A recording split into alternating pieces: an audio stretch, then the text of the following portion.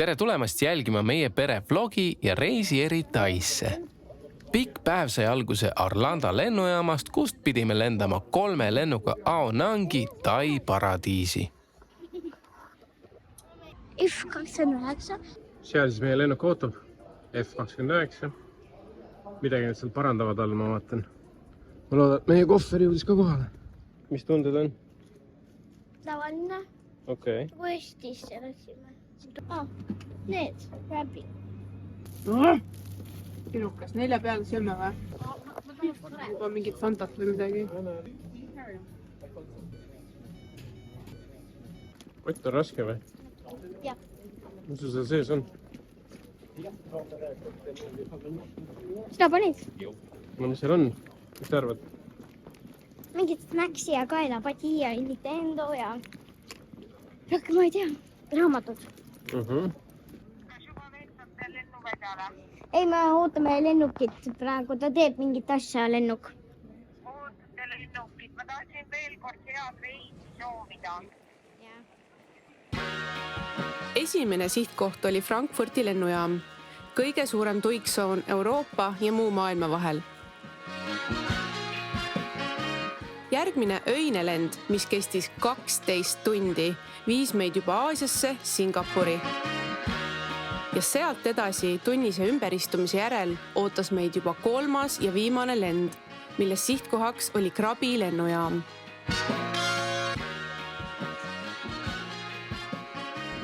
Need on mul alati lemmikud, need pikad estakaadid, mis ei ole trepid, vaid on sirged, mis saab hästi kiiresti kõndida. Aga põhivärk on see, et sa pead hoidma alati paremale, sest vasakult tuleb mingi hunnik inimesi mööda. Igatahes me jõudsime Frankfurti perega. Esimene jalg lennust nii-öelda 2 tundi Lufthansaga oli päris okei. Oli businessman special flight. Keegi minust peeretas kogu aeg ees. Meil olid niimoodi, et tüdrukud istusid kõik 3 sees ja mina istusin üksinda siis nagu üle vahekäigu. Ja siis selgus, et naistel oli mingi jama, sest keegi kogu aeg peeretas selle ees hästi jubedalt. Muidu oli päris okei lend. Ja ühel mehel hakkas hästi paha. Ja siis ta jooksis, vist oksendas kõik kohad täis ja siis oli niimoodi, et öeldi maandumisel, et ärge tagant välja minge, et meil on kiirabi seal vastas, et kõik lähevad eest välja, et selle, kellel paha on, see läheb tagant välja. Ja nüüd on see, et me ootame nüüd 2 tundi lennukit. Ja siis tuleb meil 12-tunnine lend Singapuri. Teate, kes see on ka või? Mina tean. Noh? Einstein. Õige! Tubli! Kuna Frankfurtis oli meil natukene rohkem aega, siis otsustasime keha kinnitada. Kõigepealt tegime selgeks, kes kui palju erinevaid meeme tunneb ja kes oskab neid kõige paremini järele teha. Nice. Seejärel saime juba suure üllatuse osaliseks, kui inimese asemel tõi road meile lauda robot.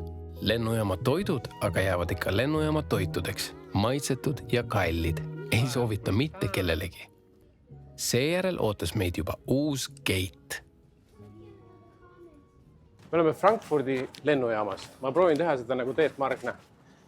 Frankfurdi lennujaam on tuntud kui üks suurimaid lennujaami maailmas ja ma annan teile 2 fakti selle kohta. Esiteks, see on üks nagu suur linn, sest siin töötab igapäevaselt üle 81 000 inimese ja siin on üle 300 restorani ja poe. Ja teiseks, siin on oma politsei, oma tuletõrjedepoo, oma kiirabi ja kõik asjad. Ja siin on kõige suurem catering service, mis tähendab, et nad teevad üle 130 000 roa päevas. Sest kõik lennukid, kes siia tulevad, tahavad toidud kätte saada, need laetakse sinna peale ja lennatakse minema. Seega 2 suurt fakti, mille poolest Frankfurdi lennujaam on väga popp ja väga suur. Millegipärast oleme alati oodanud lennukitoite suure huviga, et kuidas need maitsevad ja kuidas on lahendatud nende pakendamine. Noa ja kahvliga süüa nendest väikestest totsikutest on miskipärast väga lahe ja meeldiv. Kui toidud olid ära söödud, saime kõik oma isiklikelt ekraanidelt nautida juba filme ja multikaid ja muidugi mänge. Kuna aga öö tõotas tulla väga ebamugav, siis lubasime lastel olla nii kaua üleval, kuni nad lõpuks ära väsivad. Lend kestis ikkagi 12 tundi ja magada tuli istuvas asendis, mis ei olnud eriti meelitav ausalt öeldes.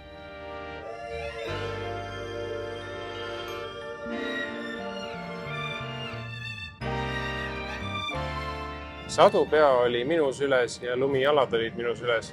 Ja siis lumipea oli Karina süles ja sadujalad Karina süles. Ja 10 tundi ühe kannika peal istuda ja lasta lapsel rahulikult magada ei ole kõige kergem. Elus on loomulikult raskemaid asju olnud, aga see on üks raskemaid. Niisiis, emme sai ühe kannika ja issi sai teise kannika ja kokku istusimegi ühe terve tagumiku peal. Lumi, me oleme Changi Airportis, mis on maailma kõige suurem ja kõige hinnatum lennujaam üldse. Kui ma oleks Teet Margna, siis ma räägiks nii mõnegi fakti selle lennujaama kohta ja Singapuri kohta, aga kuna ma ei ole, siis ma tean ainult seda, et siin ei tohi nätsu süüa. Siin riigis ei tohi nätsu süüa, tead? Miks? Sest inimesed viskavad nätsud maha ja siis terve linn on kole ja must. Ja ma jätan nende paberisse. Changi lennujaamas Singapuris olid meeled justkui rõõmsad, aga kuskil sees peitis ennast korralik väsimus. Sukad ära võtta, jess. Ma võtasin samas. Õnneks aga uudishimu ja millegi uue avastamisrõõm olid tugevamad ja me saime ühes parimas lennujaamas natuke ringi kolada ja vaadata, mida sellel kohal meile pakkuda on.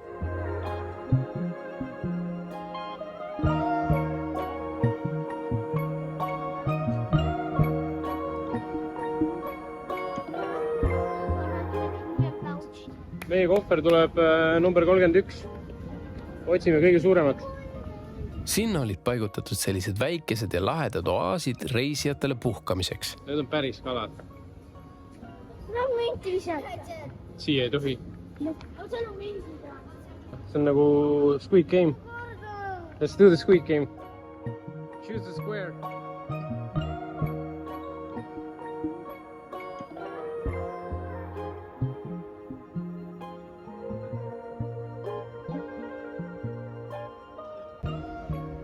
G16. Bingo!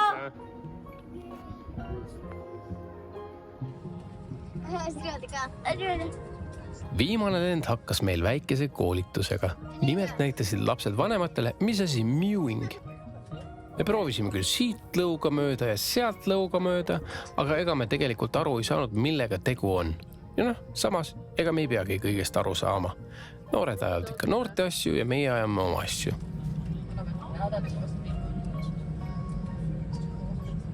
Teise lõua poolel. Ei, teine lõua pool, jah.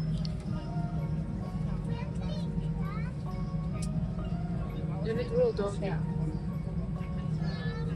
Kuidas roodoogitakse? Kuidas roodoogitakse?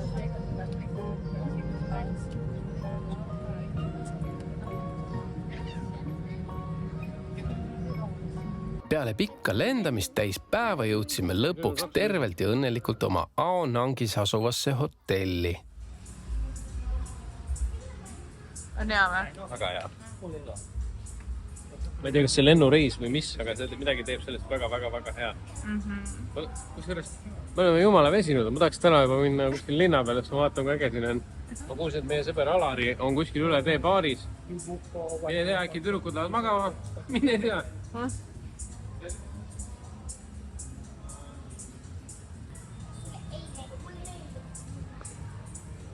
Tore ägi lillajook. Äge kookus ja lillajook. Algus on päris hea juba, on ju? Midagi saab parem.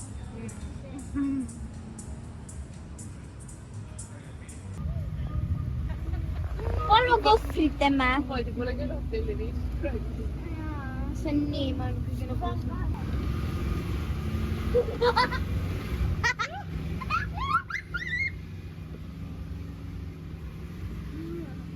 Kids Club.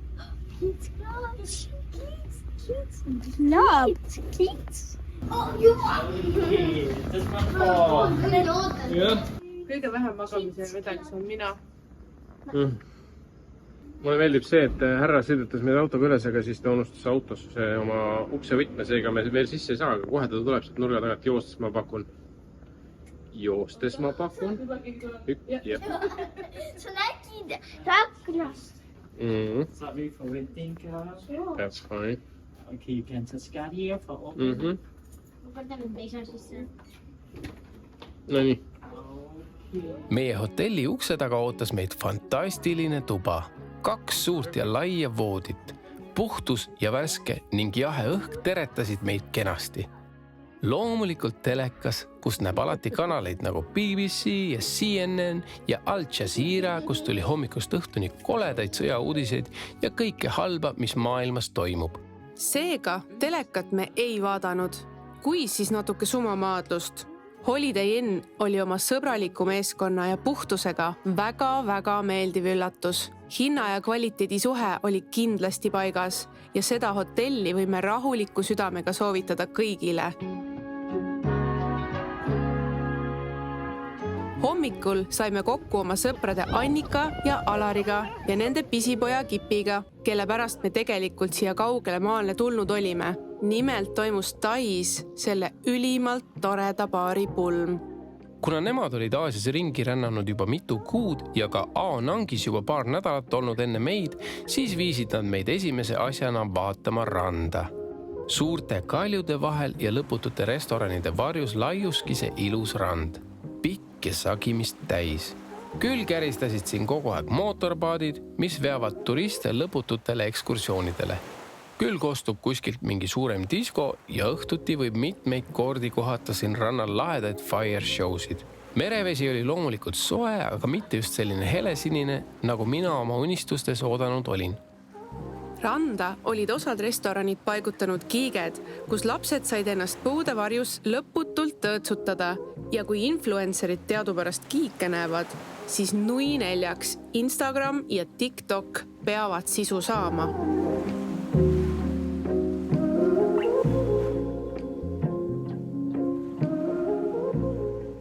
Peale ranna ülevaatamist aga läksime veel korraks tuppa, kuna ilm ähvardas meid vihmaga. Ja sinna jõudes avastasimegi, et õues sajab. Ega me ausalt öeldes sellist algust oma reisil ei oodanud, et vihma hakkab sadama. Aga tegelikult see sahmakas oli äärmiselt värskendav ja ausalt ka ainus kord, kui me oma pika reisi jooksul vihma üldse nägime või tunda saime. Ai, see tuleb ikka katuselt kellegi. See tuleb ikka löga ka. Kellegi rõdud või? Jah, ma saan oma juuksed teha. Vaata, tädi on see basseinist taga. Heliga. Aga nauditav.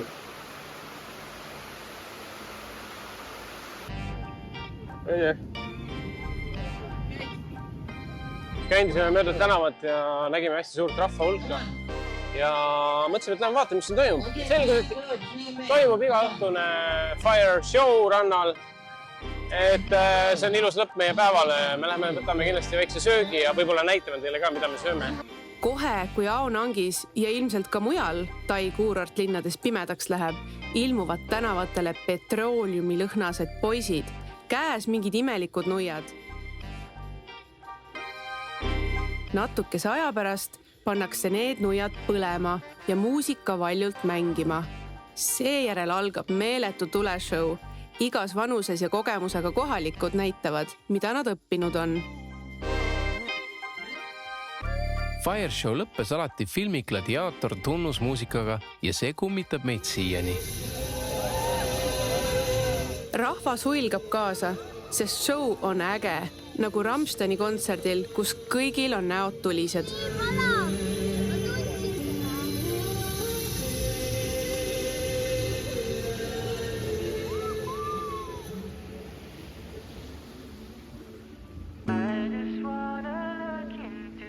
Ausalt öeldes on rahulikust Põhjamaast tulla siia tohutute helide ja värvide virvarri keskele meeltele paras katsumus. Ja õhtused kiiged mõnusa merelainete kohina saatel rahustasid meie meeli väga.